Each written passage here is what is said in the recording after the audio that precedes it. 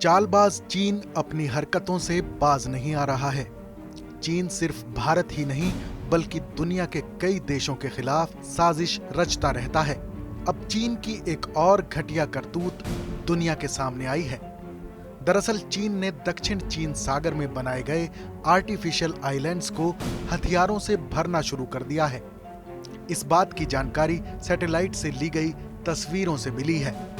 हाल ही में ली गई सैटेलाइट तस्वीरों से खुलासा हुआ है कि चीन ने विवादित स्प्रेटली द्वीपों पर कई लड़ाकू और गश्ती विमान, हैवी ट्रांसपोर्ट हेलीकॉप्टर और एंटी एयरक्राफ्ट मिसाइलों को तैनात कर दिया है। यही वजह है कि इस पूरे इलाके को लेकर चीन का Taiwan, Vietnam, Japan, Malaysia, Indonesia, Brunei और फिलीपींस के साथ विवाद बढ़ गया है।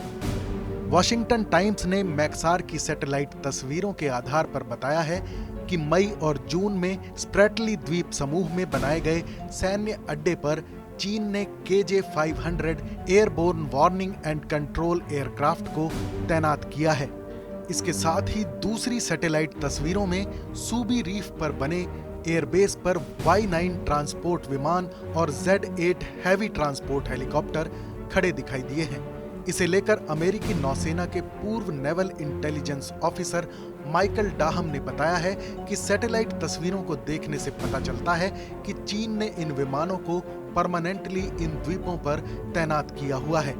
इसके साथ ही Australian institute of international affairs के राष्ट्रीय कार्यकारी निदेशक डॉक्टर ब्रायस वेकफील्ड ने news.com.au को बताया है कि इन तस्वीरों से पता चलता है कि चीन इस इलाके पर अपना नियंत्रण बढ़ाने का प्रयास कर रहा है।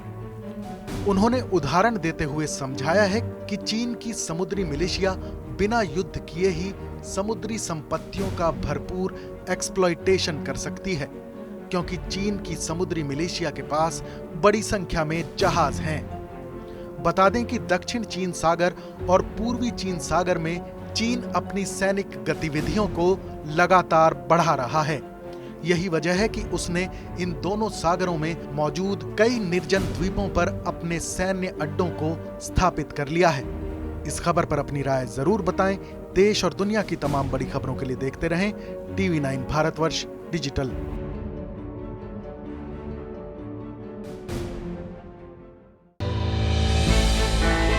हमने की गलती फिर एक बार, कोरोना ने किया दोबारा प्रहार। मास्क, 2 गज दूरी, करें अपनी सुरक्षा खुद।